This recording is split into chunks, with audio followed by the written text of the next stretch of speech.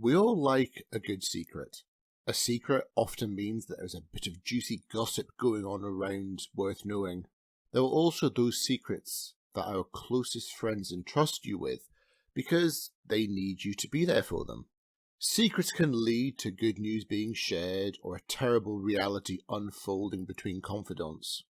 We all keep secrets on behalf of others, and we all have secrets that we wish to keep just to ourselves.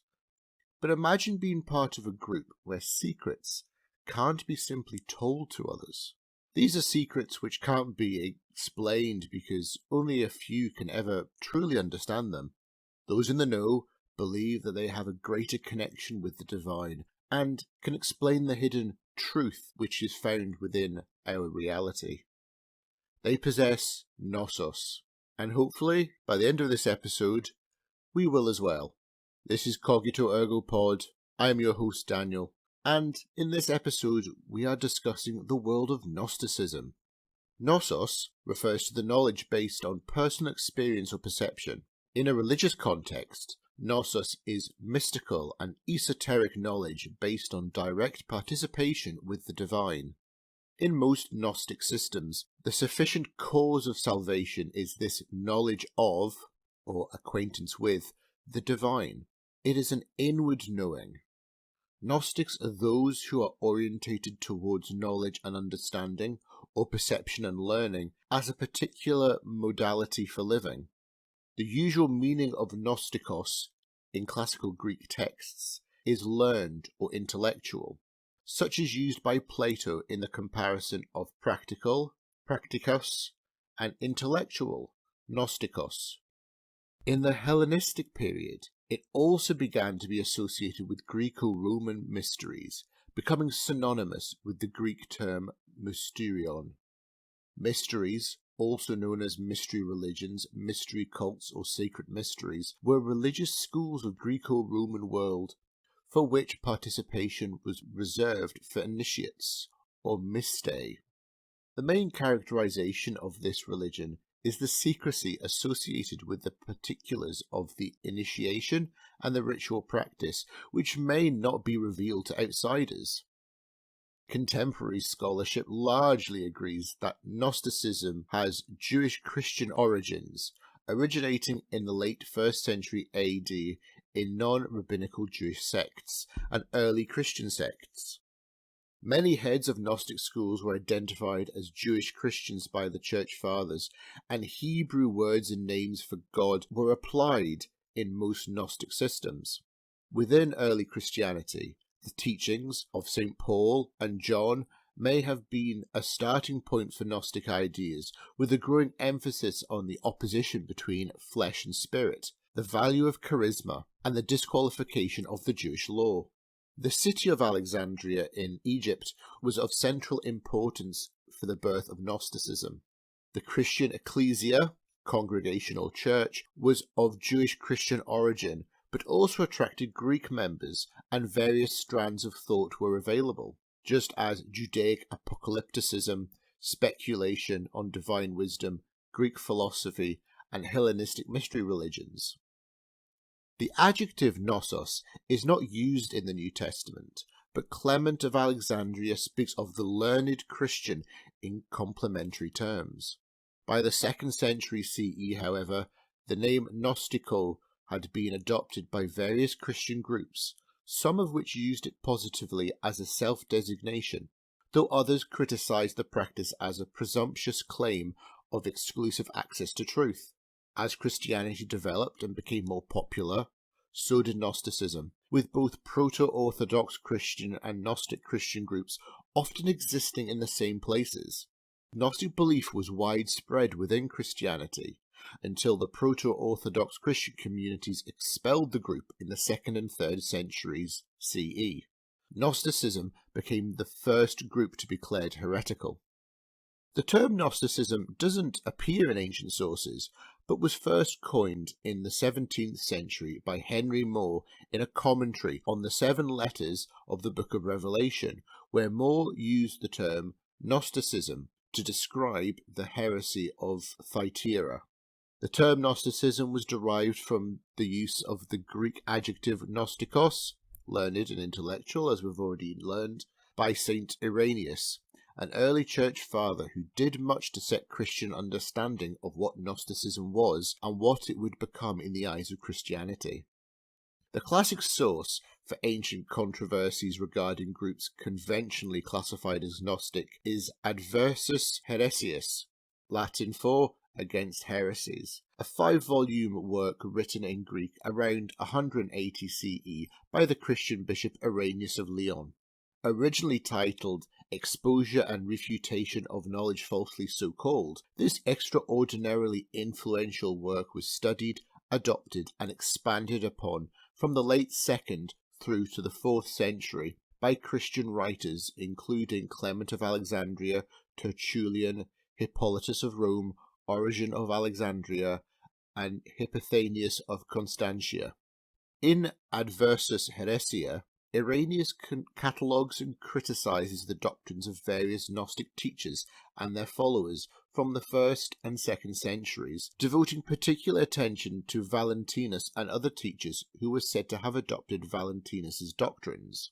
Saint Irenaeus describes the school of Valentinus as hier legomere Gnostici heresis, the heresy called learned, or Gnostic. He also reports on the teachings of other deviant movements, such as those of Simon Magus, Menenda, Saturninus or Saturninus of Antioch, Basilides, Carpocrates, Marcellinus, Cerinthus, Serdo, Marcion of Sinop, Tatian, and the Ebionites. Consensus on the definition of Gnosticism has proved difficult. The groups conventionally classified as Gnostic do not constitute a single movement or with a relatively homogeneous organization, teachings, and rituals. Even the self-designated Gnostic is problematic, since it is attested for only some of the traditions conventionally treated as Gnostic, and its connotations are ambiguous at best.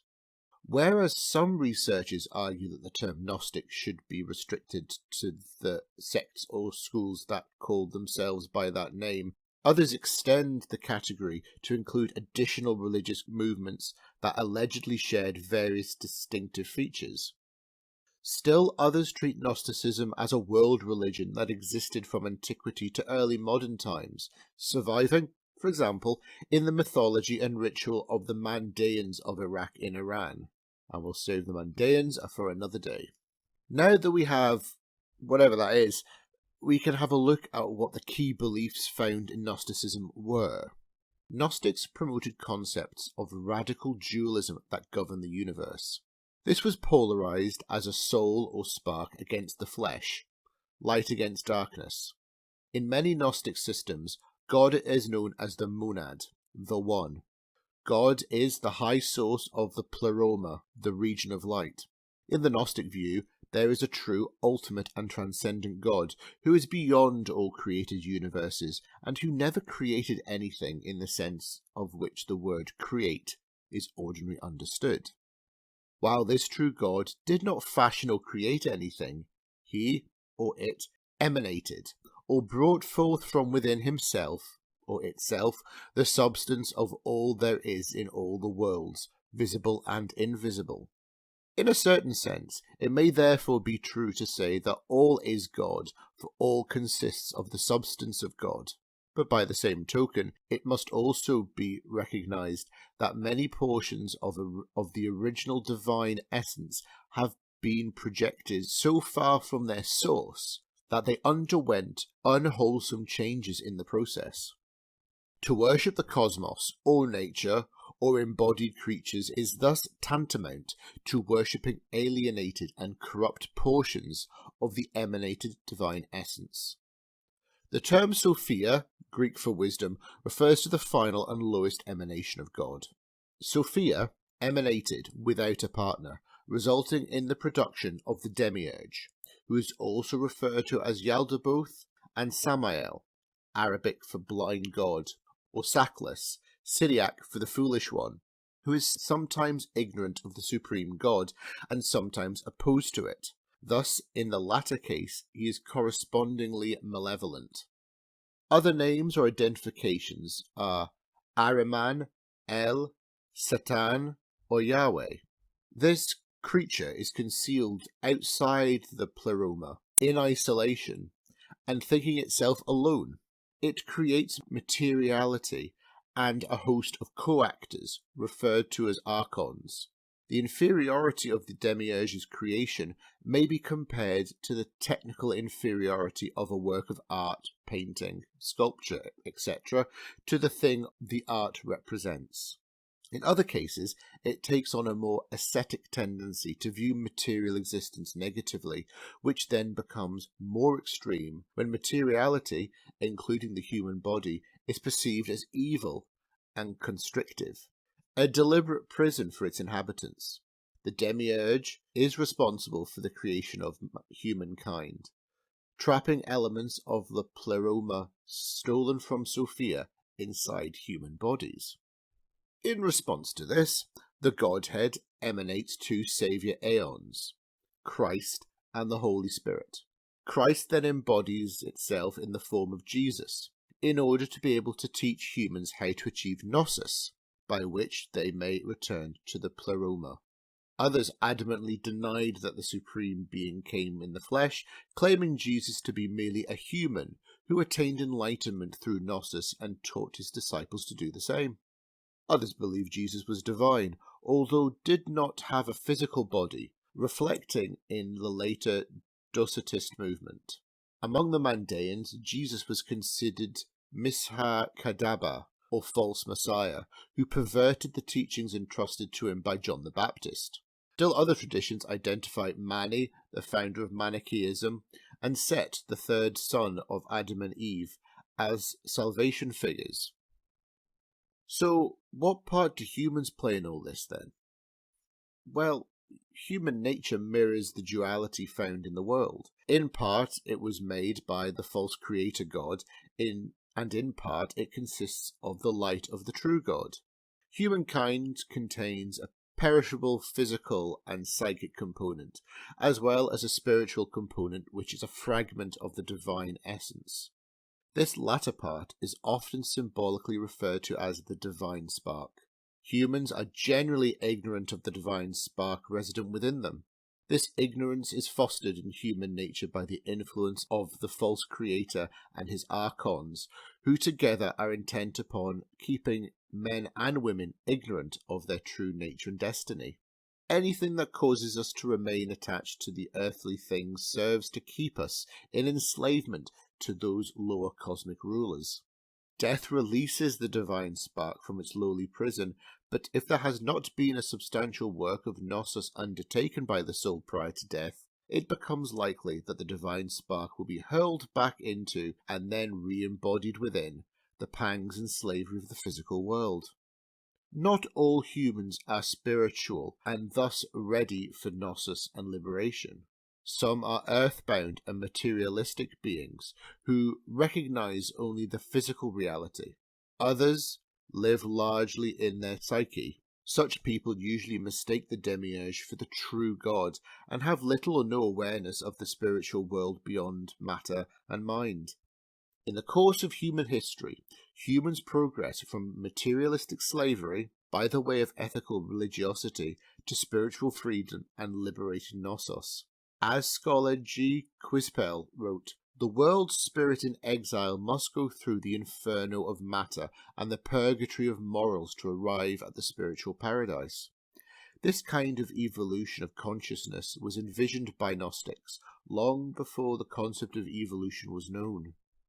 Now that we know who the forces are in the universe and the place of humanity in it, it's time to see how we can escape from the evil that is in the physical reality. Humans are caught in a predicament consisting of physical existence combined with ignorance of their true origins, their essential nature, and their ultimate destiny. To be liberated from this predicament, human beings require help, although they must also contribute their own efforts. From earliest times, messengers of light have come forth from the true God in order to assist humans in this quest for gnosis. Only a few of these salvation figures are mentioned in Gnostic scripture. Some of the most important are Set, Jesus and the prophet Mani. Majority of Gnostics always look to Jesus as the principal salvation figure, or sota. The Gnostics do not look for salvation from sin, original or otherwise, but rather from the ignorance which sin is a consequence of.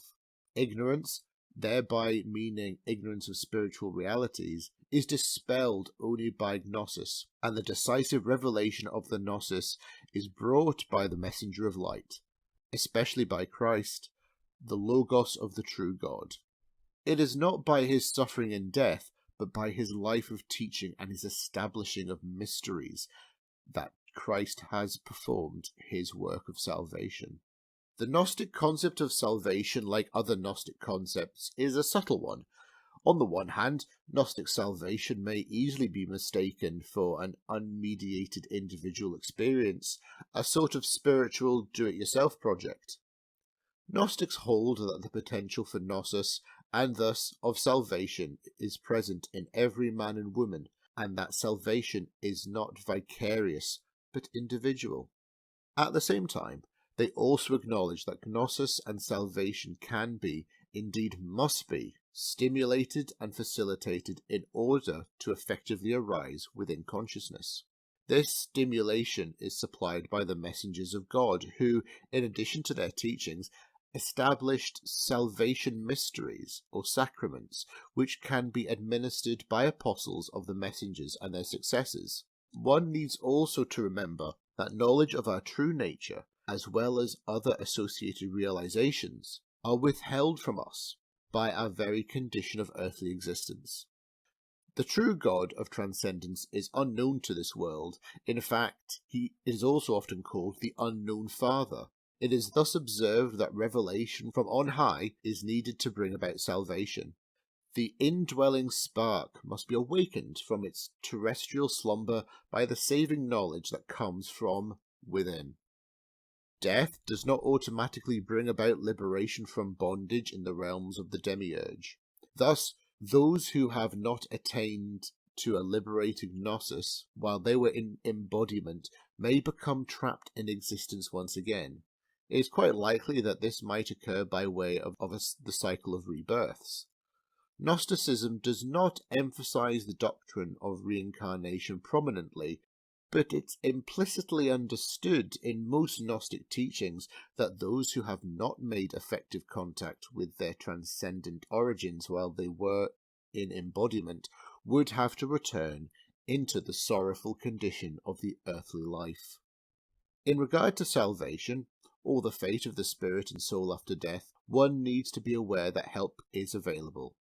Valentinus, considered one of the greatest of Gnostic teachers, taught that Christ and Sophia await the spiritual man, the pneumatic Gnostic, at the entrance of the pleroma, and help him to enter the bride's chamber of final reunion. Ptolemaeus, a disciple of Valentinus, taught that even those not of pneumatic status, the psychics, could be redeemed and live in a heavenly world at the entrance of pleroma. In the fullness of time, every spiritual being will receive gnosis and will be united with its higher self, the angelic twin, thus becoming qualified to enter pleroma. None of this is possible, however, without earnest striving for gnosis. That's all fine then. All we need to do is follow the rules and conduct ourselves in an appropriate manner. Well, maybe not. The words ethics and morality are taken to mean a system of rules, then Gnosticism is opposed to them both. Such systems usually originate with the demiurge and are covertly designed to serve his purposes. If, on the other hand, morality is said to consist of an inner integrity arising from the illumination of the indwelling spark, then the Gnostic will embrace the spiritually informed existential ethic as ideal. To the Gnostic, commandments and rules are not salvific. They are not substantially conducive to salvation. Rules of conduct may serve numerous ends, including the structuring of an ordered and peaceful society and the maintenance of harmonious relations within social groups. Rules, however, and not relevant to salvation that is brought about only by gnosis. Morality, therefore, needs to be viewed primarily in temporal and secular terms. It is ever subject to changes and modifications in accordance with the spiritual development of the individual. Different historical periods also require variant attitudes regarding human conduct. Thus, both the Manichaean and Cathar-Gnostic movements, which functioned in times where purity of conduct was regarded as an issue of high import, responded in kind. The present period of Western culture perhaps resembles in some ways that of 2nd and 3rd century Alexandria. It seems therefore appropriate that Gnostics in our age adopt the attitudes of classical Alexandrian Gnosticism, wherein matters of conduct were largely left to the insight of the individual. Gnosticism embraces numerous general attitudes towards life. It encourages non-attachment and non-conformity to the world, a being in the world but not of the world, a lack of egotism, and a respect for the freedom and dignity of other beings. Nonetheless, it appertains to the intuition and wisdom of every individual Gnostic to distill from these principles individual guidelines for their personal application. Gnostic Christians were baptized, and they participated in the Eucharist, communion. Gnostics did try to promote female ministers in the Eucharistic celebration, bringing them into disagreement with the Church Fathers. The most controversial of the Gnostic rituals was the bridal chamber, where one attained Christhood. In the Gnostic document, Ex Genis of the Soul, the language and metaphors of marriage were applied in a union with Christ. The schools of philosophy taught that one should care for the soul over the body, have apatheia, no passions, not letting the physical urges of the body rule one's life. Such teachings were construed as ascesis, or discipline, as in athletic disciplining of the body. Gnostic Christians took control of the body literally. They were the first to practice celibacy, not entering into a marriage contract, as well as chastity, never indulging in sexual intercourse. In this way, the traditional life cycle was broken.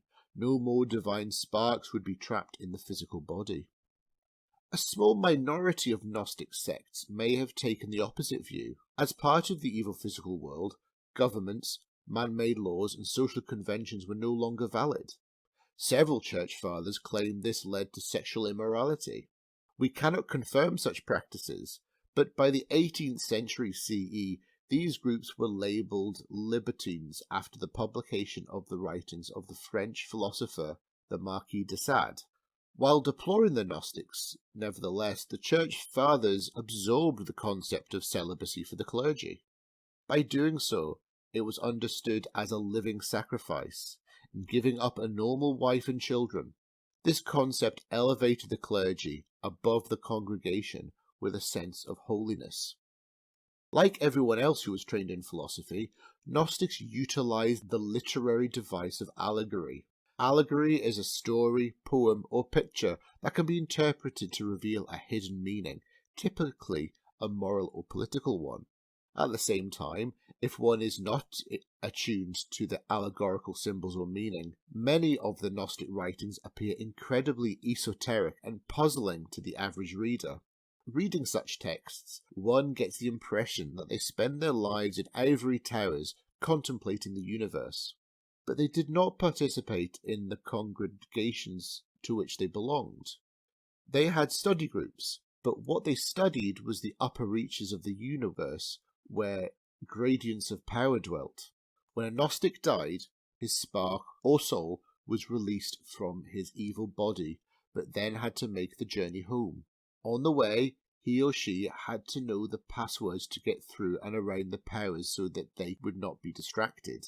Some systems claim that there were 7 heavens, while others claim there were up to 365 levels. I understand that in this episode I have skirted over quite a lot of references. Who was Valentinius? Who was the prophet Mani, and what is Manichaeism? Doesn't all this have something to do with the Dead Sea Scrolls? Well, yes, you're right. I have reserved the right to say the following. This episode is only an introduction into something much bigger. I could have dived in and discussed the Gospels of Thomas, Judas, or Mary Magdalene. I could have discussed the Cathars. However, the umbrella of Gnosticism is enormous. It would be like me saying, I'm going to do one episode covering a major world religion or philosophical concept. You cannot do it. I tend to assume that people know about many of the big areas of discussion, and so I do not need to do an intro to it. However, Gnosticism is such a complex and sometimes misunderstood topic that it does in fact need this dedicated explanation. So here it is, in all of its confusing, complicated glory. And when subsequent episodes use the terms such as Gnosticism and all the other terms used in this episode, you can listen back to this one and all shall make sense. Maybe. I would like to thank you all for listening. If you enjoyed this episode, please feel free to click the download button and follow the podcast. Every follow and download helps to build up what I'm trying to do here. Each episode is also available on YouTube, where you can also follow, like, and listen to it there. All you have to do is search Cogito Ergo Pod on YouTube and we should pop right up. Our Instagram page, Cogito Ergo Pod, is updated when new episodes are available as well. So for now, once again, thank you for listening, and I hope to speak to you again soon.